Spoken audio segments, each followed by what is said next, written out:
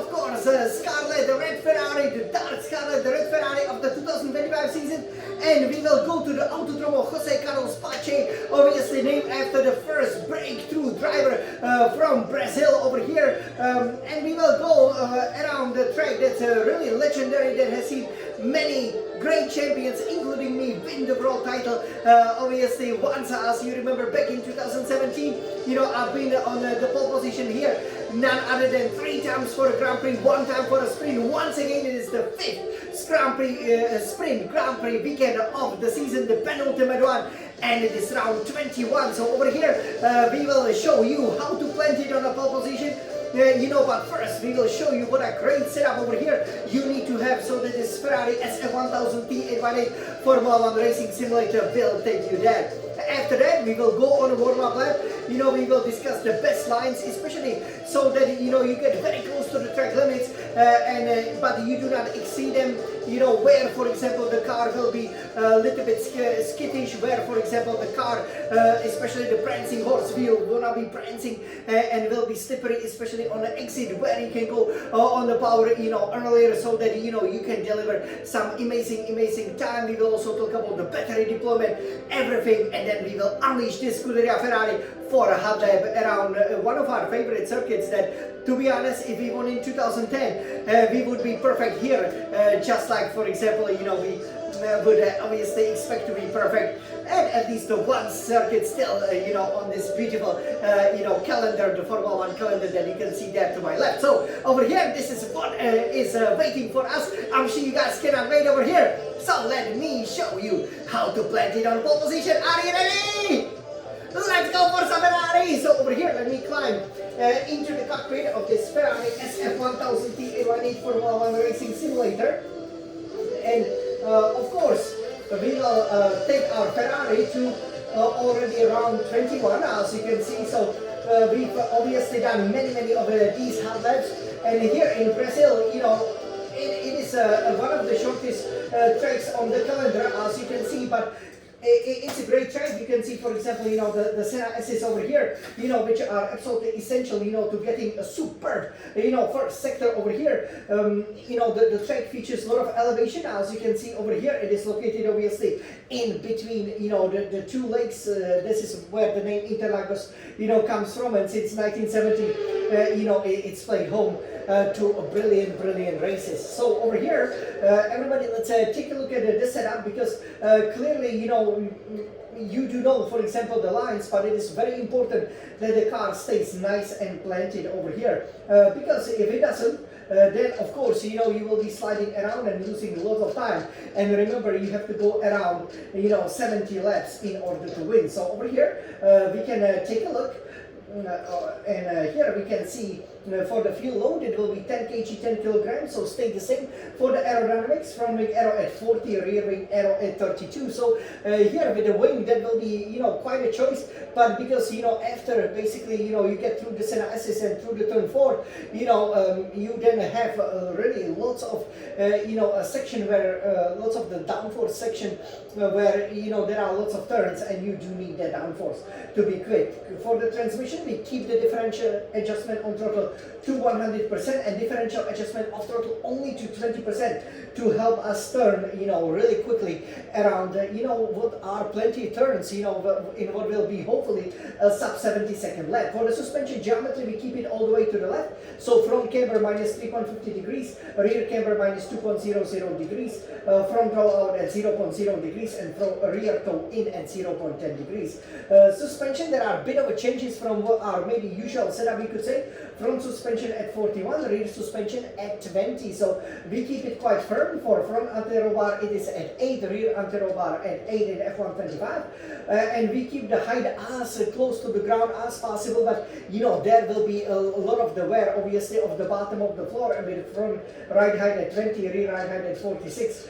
So we do gotta make sure, we always measure it, especially after the sprint, to make sure we don't get disqualified, what I'm talking about. For the brakes, front brake bias 58%, brake pressure at 100%, it works pretty well, especially when you know how to apply the brakes. For the tires, front right tire pressure at 29.0 psi per square inch. You keep the same for the front left tire pressure, which will give you you know, an increase in the straight line speed. But for the rear right and the rear left tire pressure, that tire pressure will be only at 23.0 psi per square inch. So rather unusual tire setup, but you know, I managed to set my fastest lap time with it. So over here, this is the setup. You know, it worked pretty well for me, but obviously there are, you know, plenty of adjustments, so you can go even quicker, you know, when it calls. So over here, everybody, are you ready to go to the track?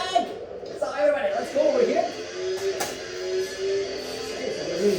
Settle in, and yes, of course, we will take it from the computer here. Braking zone to this famous turn that gifted Lewis Hamilton his first title. Otherwise, it would be Felipe Massa over here, you know, winning obviously as the home hero for Scuderia Ferrari.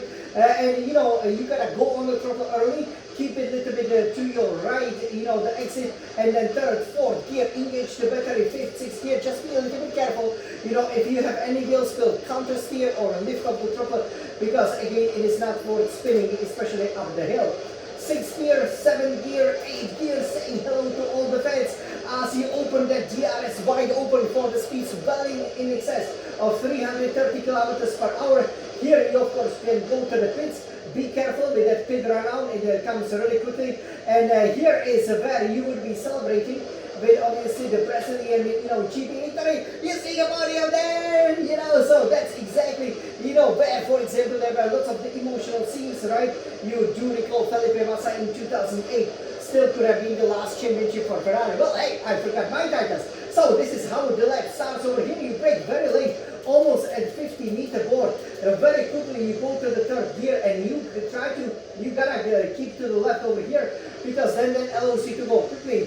Fourth gear and then take a lot of this inner curve, but don't cut it. Then fifth gear, engage the battery. Sixth, seventh gear, you know, the quicker you can go on the throttle, the better, because then you will carry more speed onto this straight overtaking opportunity. Obviously, just be careful on a big exit. You know, I'm sure you guys soon will know what I'm talking about. I already told you in a previous highlight. And you just go 7, 8 gear, right? And over here, you either try to slipstream, you know, the guy in front of you, or brake just around at the 100-meter board. 4th gear, early sharp turn in. Take the curve, and you know, when you feel you can make it immediately on the power 4th, 5th gear, don't be afraid to take that you know, other curve for the 6th, 7th, 8th gear over here, because again, you know, once you know, you can stay within the limits of the track, that is it. Here is where Lewis Hamilton, you know, crashed once driving for Benz, but he will go 8th, 7th gear, early turn in.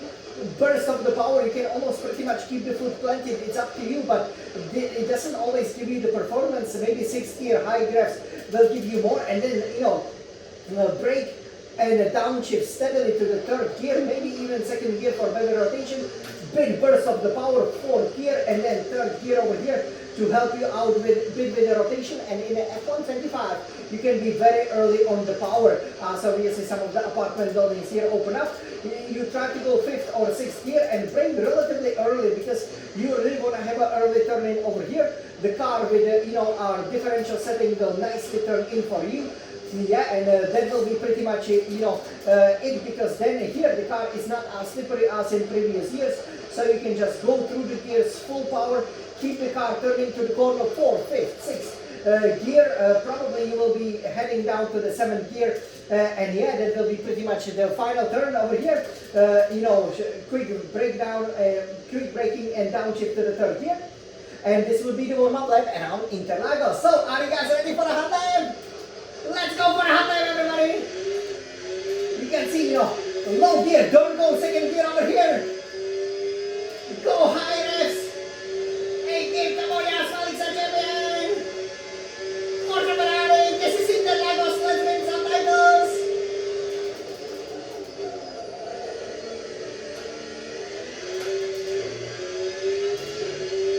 Nice, let's go, Jan! These are the Senna S's. Let's go, Jan!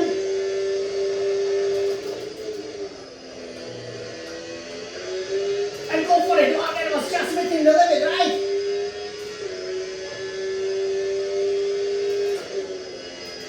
You see, we double chip here, nice.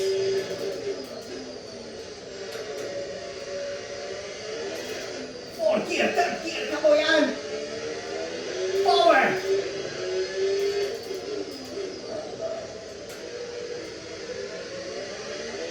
I want power, I want acceleration, let's go yan.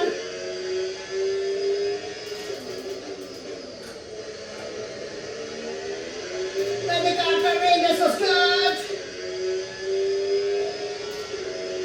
You see Interlagos is so fast over here.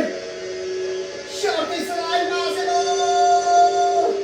Okay, yes, 1:10.9. We just made it over here in that 70 seconds, you know, as we were saying. So, you know, perhaps we can stop over here in front of the Senna S's over here. I think that will be a really nice view for you guys. And this is exactly why I can plant it on the pole position. You can see, you know, I was easily able, you know, to stay within the limits, right? You know, could push it more. And, you know, I have to say this track that I obviously, you know, always raced on, you know, in every season, you know, only in that first year, you know, it didn't go so well. But, you know, every other year, you know, I've been so competitive over here. It's so great to be obviously winning in Brazil, you know, in that carnival samba style.